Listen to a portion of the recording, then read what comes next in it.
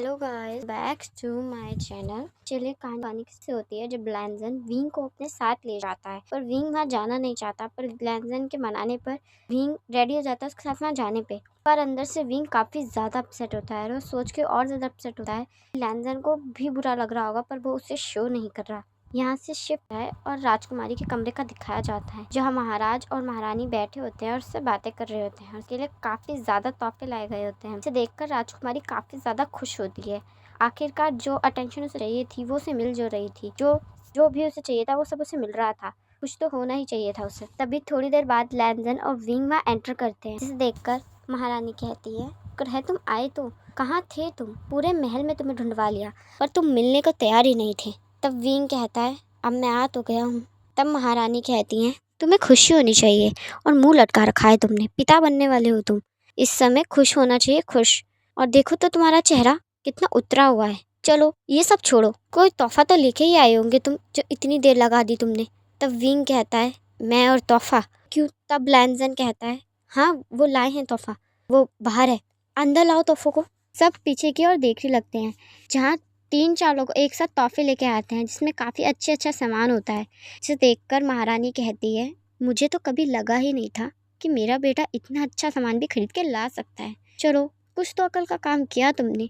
यहाँ से scene shift होता है और कुछ देर का दिखाया जाता है जहाँ राजकुमारी कहती है, जैसा सब सोचा था वैसे ही सब हो रहा है। आगे भी बस जैसा सोचा था वैसा ही होता रहे तो बस फिर मैं ही जीतूंगी। किसी भी कीमत पे मैं उस लैंजन को जीतने नहीं दे सकती।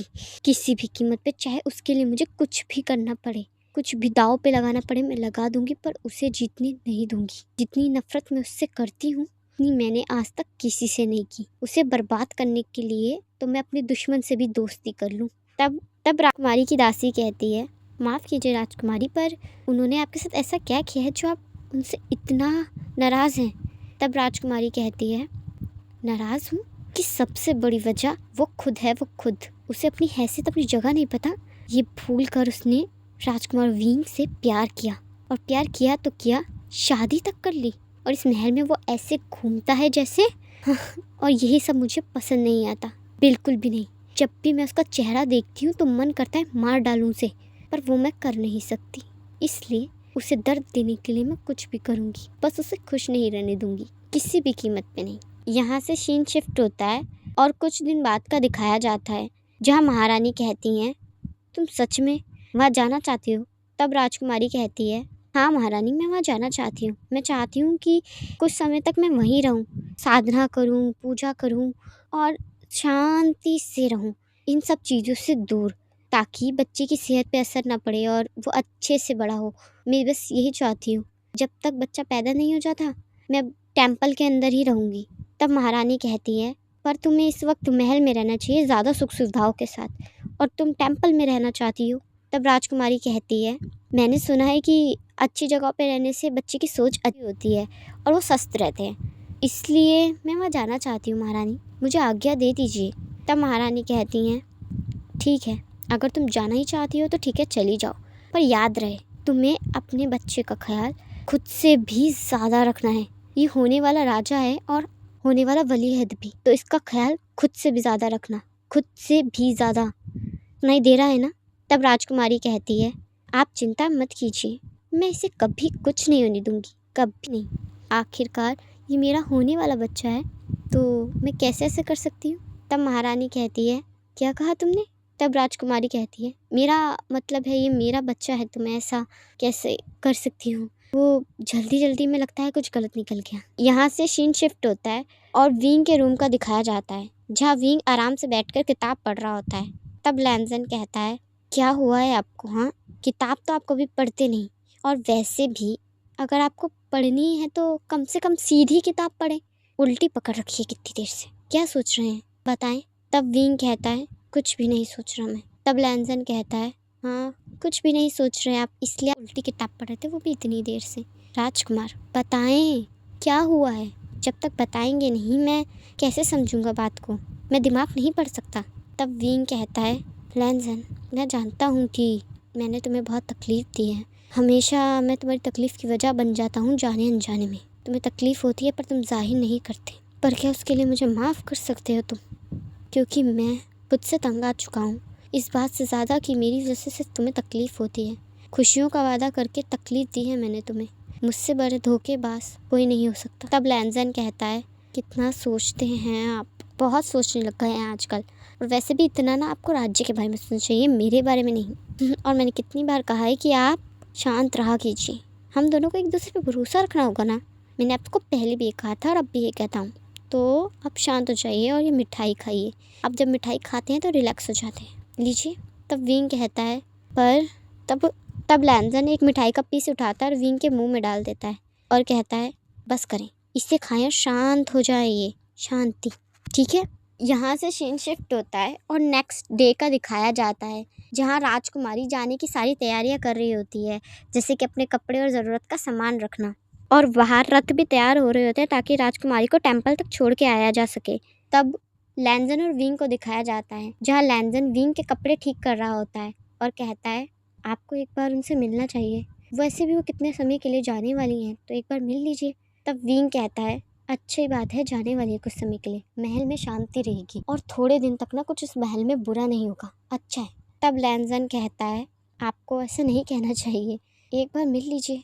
तब विंग कहता है, तुम भी ना दूसरों के बारे में सोचते रहते, खुद के बारे में सोचो, खुद के बारे में। तुम हमेशा दूसरों के बारे में क्यों सोचते हो? तुम्हें तो ये सोचना चाहिए कि मैं तुम्हारे पास कैसे रहूं, तुम्हारी बात कैसे मानूं, तुम्हारे आगे सर झुकाता रहूं और तुम्हारा कहा मानूं, तुम्हारी दिखाई हुई राह पे चलूं। तुम्हें ये सब सोचना चाहिए, तुम्हें मुझे अपनी मुट्ठी में रखना चाहिए। पर तुम हो कि दूसरों के बारे में सोचते रहते हो। तुम एक बार हुक्म तो करो, मैं कुछ भी कर सकता हूँ। तब लैंजन कहता है, बहुत हो गया आपका, चलिए जाके उनसे एक बार मिल लीजिए, वो जाने वाली है, जाइए जाइए। तब विंग कहता है, तुम सच में चाहते हो मुझसे एक बार मिल लूँ? तब लैंजन कहता है, हाँ मैं चाहता हूँ, सच कहूँ तो उनसे नहीं, वो छोटे बच्चे से तो मिल लीजिए, वो भी इस दुनिया में आया भी नहीं है, उससे क्यों नाराज़गी रखनी है? आपको हमें उस बच्चे से नाराज़गी नहीं रखनी चाहिए, उसकी कोई भी गलती नहीं है, तो बैर और नाराज़गी क्यों रखनी? उसे तो दीन दुनिया का कुछ पता ही नहीं, तो मन में बैर मत रखिए उस बच्चे के लिए, बिल्कुल भी राजकुमार, इतना सा भी बैर मत रखिएगा, क्योंकि मुझे पता है जब आपके अपने आपकी तरफ देखते भी नहीं है तो कैसा लगता है, जब आपके अपने आप को अपनाने से भी इनकार कर देते हैं ना तो कैसा लगता है पता है। मुझे पता है कि जब आप किसी का घंटों इंतज़ार करें और कोई ना आए तो कैसा लगता है, जब आप चाहें कि आपकी साइड कोई ले और कोई ना ले कैसा लगता है, आपको नहीं पता। तब से मैं गुजरा हूँ, मुझे पता है। बच्चे के साथ कभी ऐसा मत होने दीजिएगा। मैं नहीं चाहता कि जो सब मैंने अपने बचपन में झेला है वो कोई और झेले, कभी नहीं। मेरे लिए जाइए, मिल लीजिए। तब विंग बात को समझता है और वहाँ से राजकुमारी से मिलने चला जाता है। यहाँ से सीन शिफ्ट होता है और राजकुमारी के कमरे का दिखाया जाता है, जो जाने की तैयारी कर रही होती है और लगभग सारा सामान पैक ही हो चुका होता है। तभी वहाँ राजकुमारी विंग को देखकर बहुत ज़्यादा खुश हो जाती है और कहती है, आज तो चमत्कार हो गया, आप यहाँ मेरे कमरे में। तब विंग कहता है, मैं बस मिलने आया था तुमसे, तुम जा रही हो इतने लंबे समय के लिए, सोचा एक बार मिल लूँ। तब राजकुमारी कहती है, मुझे बहुत अच्छा लगा कि आप आए। ये कह के जैसे ही राजकुमारी विंग के गले लगने वाली होती है, विंग 2 कदम पीछे हो जाता है और कहता है, मैं सिर्फ आपसे मिलने आया हूँ, प्यार जताने नहीं, सिर्फ और सिर्फ मिलने। आपकी जगह कोई और भी होता तब भी मैं आता। सुनाई दे गया? तो प्लीज़ दूर रहिए मुझसे, और आशा है सफ़र अच्छा कटे। और जितने समय आप टेम्पल में रहने वाली है ना, तो ऊपर वाले से दुआ करना कि आपके दिमाग को शांति दे और जो आप ये चालें चल रही है ना इसे कम कर दे। ये कह के विंग वहाँ से चला जाता है। तब राजकुमारी कहती है, ये यहाँ आया क्यों था, मुझे ताना देने? ये इंसान मुझे कभी समझ में नहीं आ सकता, किस तरह का है ये, इसका सारा प्यार और सारी टेंशन सिर्फ और सिर्फ लैंजन के लिए है, देखो तो घमंड। चलिए गाइस, मैं इस पार्ट को यहीं एंड करती हूँ। ये पार्ट आपको कैसा लगा मुझे कमेंट में ज़रूर बताइएगा। चैनल पे पहली बार आए तो सब्सक्राइब कर दीजिएगा, वीडियो को लाइक कर दीजिएगा।